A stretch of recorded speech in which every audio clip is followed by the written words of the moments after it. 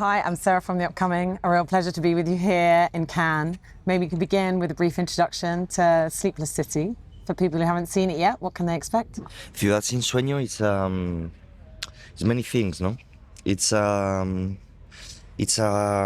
result of a relationship that I established, no, with a community in the outskirts of Madrid. It's a community where 8,000 people, from which half of them are kids, are living without power supply. Is the biggest irregular settlement in Europe. And I arrived there and I was shocked, no, by such a place, so displaced, so marginalized, and so close to the center of the town. No, it's 15 minutes from Madrid, from the center.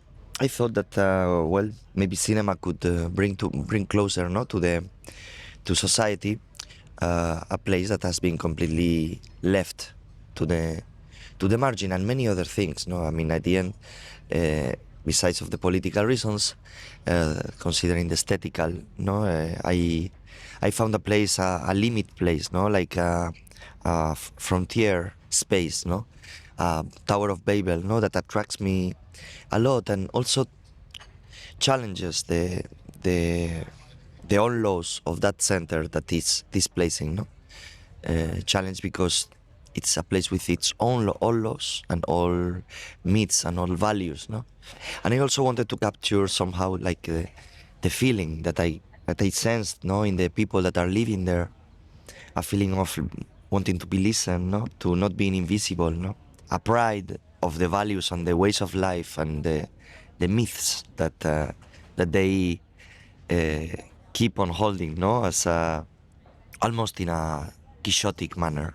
Obviously, it's not your first foray into filmmaking, and you had such success with your short and documentary with the Goya Awards.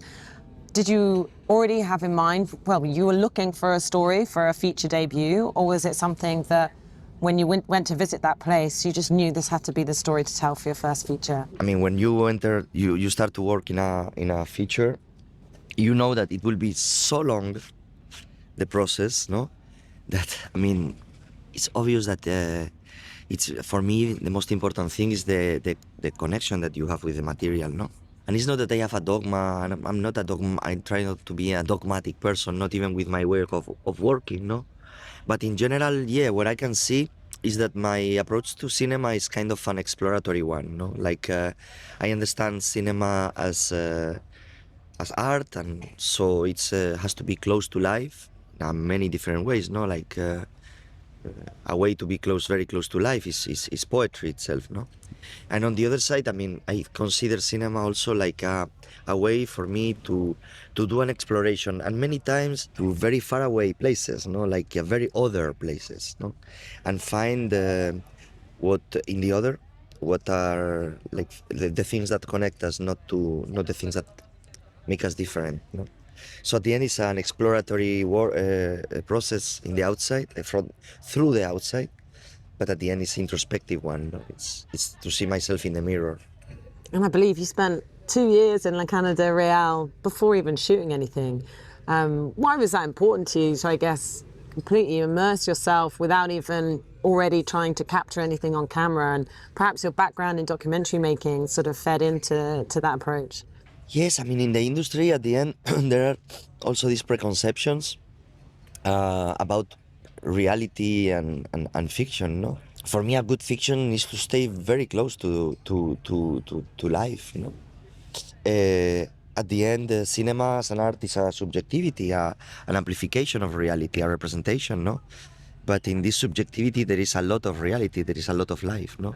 For me, the concept of truth with the capital T, I am very suspicious about it, you know. I believe in subjectivities, I believe in art, I believe in human vision, no? Like human perspective, no? More honest, more authentic, more unique is the subjectivity. Probably a more direct access we are having to reality, no? So for me, what I wanted is freedom. And if the let's say the codes of the working structures, no, of the fiction were giving me more freedom, I would choose them, no, and this is what happened. In this case, on one side, to protect the actors, no, with the shield of the characters, to have the ability to have the possibility, a room for a more free space, no, for images creation, no, and also for the actors to work, no. I thought I could get more. I could connect through to them much more, no, and also there is all this game, no, this of the phones images, no, that are images that are in dialogue with the main images that the filmmaker does, no, and these images are done by the kids, by the characters of the film, no. So there is also a space of freedom there, no, and you can say perfectly that it could be a documentary, but it's not. All these images are preconceived, and also, of course, absolutely, all the things that appeared in the shooting or that came from the characters, even from the images that were new and were not in the script that we were writing with Victor Alonso Verbel, were improving a lot what we thought, no? And when we work, we create a room for that. We embrace it. Some of the things that enter are not good; they don't work, but some others stay, no? And watching the film here with all the team, with all the cast, going back to all the work that we did and seeing that the film that we were imagining is there. Also, the images that I no that I was designing, no, in my mind with Rui Posas, no, my director of photography. At the end, we managed to have what we thought, no, but on the way you need to embrace and open to what happens in front of you, no. And in terms of your kind of visual style, I mean, I guess sometimes when you're dealing with subjects like this, you could really sort of dig into the sort of social realism approach. But here you also mix in something more playful, something more mythical, something more dreamlike. So is that something that you like to do, is kind of play with different aesthetics? Again, I mean, I try not to define myself. I let you define it if you want, but I try not to define myself as a statement, no, like because if I'm doing, I'm already limiting, no. But it's true, yes, it's true that definitely the film wants to play. The film claims for freedom, you know, claims for freedom and claims from the perspective of the character. It's a film that wants to stay close to the eyes of Tony, no? It's the eyes of Tony, no? And in that case, there is still the ability for wonder, for astonishment, no? The ability, like it's a gaze that is still preserving the magic of the childhood and still keeps the ability of finding light in all this darkness, no? And definitely a gaze without prejudice.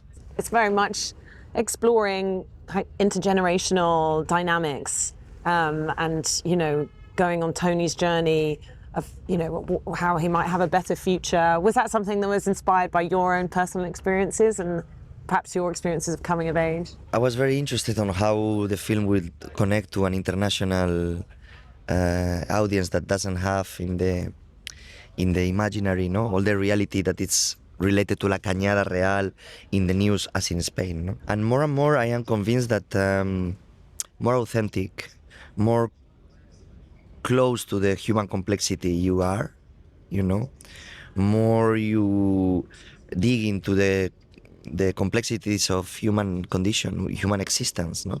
In a very local way, you really can travel much far, no? Because at the end, this is what I was saying about before, no, about the idea of otherness, no. At the end, we need to find what connects us, no, not what divides us. And I'm sure we feel, in many ways, very similarly, despite the geopolitical borders, the limitations of space, of no nationality, and even ethnicity, no, and gender. So I think cinema can go deeply to the core of that. And I feel, yeah, I feel what happens in the moment of the passage from childhood to adulthood, no, it's something that happen to everyone, no. It's difficult to, as an adult, go back to that position, no. I was trying to do this effort, and Tony and Bilal were making me travel a lot, no, back in time. Yes, I mean, I found many things in the film that are not absolutely related to me. As I told you, I try to find in the other what I have of me, you know. So the relationship with the father, that in the film is embodied by Chule and Tony, grandfather and grandson. But Chule has the role of the father in this relationship, no? The friendship, the loss, no? Breaking with the roots, this in between position, no? In a moment that you don't know if you want to go, to stay, to go to an uncertain and completely disrupted future, or to stay in a past that is not good for you anymore, no? And what was the shoot like, working with your actors? Were there some particular highlights or really challenging moments? Well, probably, I mean, we were discussing, no? We were discussing with the producers. I mean, it's a film that technically it's extremely difficult to produce, because La Cañada, for the good and for the bad, offers it's a space of chaos, no? And cinema needs hierarchies, organization, no? Like some kind of order, no? To exist, to be built, no? To be done, no? And I mean, La Cañada is absolutely breaking completely this sense of order. So for us was very difficult, and also because for us was very important, no, to really like not invade the community, to make a film within the community, with the community, not about this community, no, and at the same time to be free and to preserve the artistic gesture, no, and give value to that, So, bueno, it's many challenges, many ambitions, no? And to put all of them together was not so easy for us. And what do you think the film does have to say? Because ostensibly it's an improvement to be in this other set of housing, but they all feel a sense of loss. So it's perhaps looking at, what do we lose in the name of progress and sort of modernization and homogenization in these urban areas, when gentrification takes hold? What do you think that the film has to say about that? Well, I think the film wants to really propose questions, no? Of course, it's very difficult for us to give answers, no? And actually, I don't believe that kind of cinema, no? That is trying to give me an answer or send me a message. I think in this case, what we need to stay is close to the human, to the human condition, no? There we will make the society, we will raise questions for society, no? And maybe the society can act, can do something, no? And in this sense, regarding the dichotomy, no, that Tony is facing, no, with on one side his grandfather, no, talking to him about what is freedom, no, what freedom is, no, and reminding him that the past, that the life that they have lived always, no, it's full of freedom. No one bosses us, no, says Chule, no, the father, the grandfather of Tony.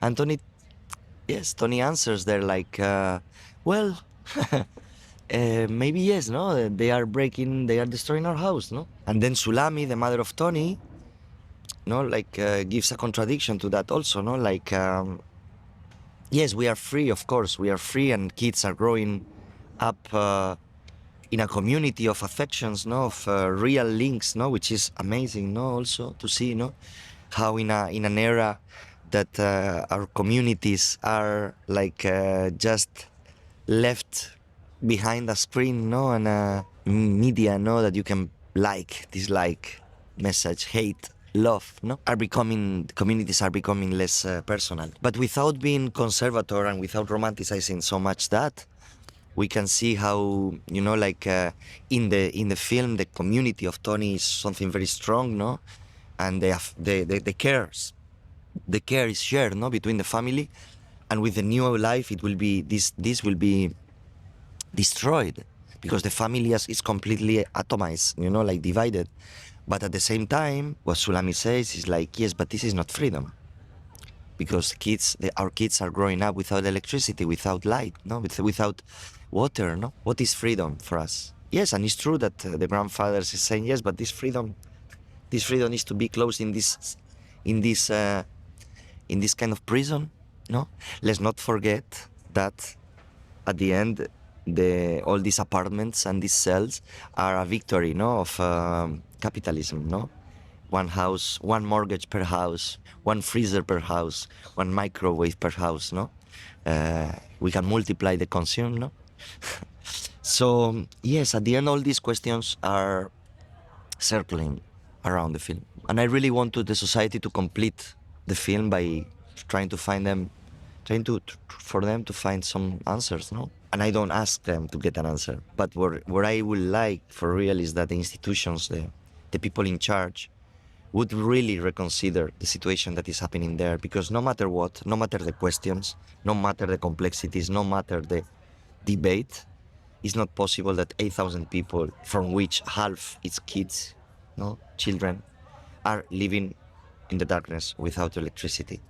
It's not possible. What does it mean to you to have the film here in Cannes, in the Critics' Week section? Having a platform for your film, it's bringing it to different audiences. Do you think it will have quite a different response than, say, it will do in Spain? I mean, maybe there are people in Madrid that don't even know this place exists. I mean, in the last years, La Cañada became part of the reality of the news because of this thing of the light that I am telling you. So 5 years already that it's in the news. So people know. People know. At least it's true that some people still don't know, but I mean, in general, it's well known. For me, what matters is the connection beyond the socio-political context, you know? I mean, I'm interested in the intimacy, in the skin. You know, I'm interested in the characters. I want to close to be there to them, no? And once a film stays there, I think, I'm sure, it can move, it can touch people from all over the world. I just need, I just need the push, no? From the industry, the distribution, the press, no? To bring these films to that audiences, no? And of course, Cannes, no? After working completely on the most radical extremes of society, now to arrive to the center, no?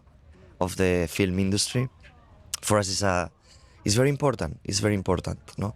And probably it's part of this push, no, that we need to arrive and to travel. You know, film festivals can really help in that. It does give a voice to the marginalised, and it does put on screen people that wouldn't traditionally, you know, have this exposure. So film festival cinema can have a role in that. Yes, I mean, I like the idea, no, that I really know, and I'm really aware that it's not us giving voice to anyone. The voices in the film are there. You know, the voices of La Cañada exist. I don't need to give them a voice. They have it.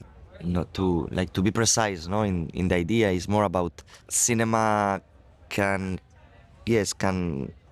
embrace, can receive, bring them far, you know, and film festivals for art house films, and especially when these kind of films, no, and for a filmmaker like me, I mean, are essential, and I appreciate what they give to me, no? It's the first step, and it's the first step to travel. I think it's very important to think that if we stay in the cocoon or in the comfort of a geopolitical border, no, like can be the country of origin, no? Yes, it creates a very nice bubble of self-compliments and within a circle, but I think going far away, going beyond the borders, it's always challenging, but it's the most important thing for a filmmaker. I work for the more other audience possible. Amazing. Thank you so much for sharing all that with much. me. Huge congrats on the film, and really enjoy presenting it here in Cannes. Thanks so much. Thank you Muchas so much. gracias. Muchísimas gracias.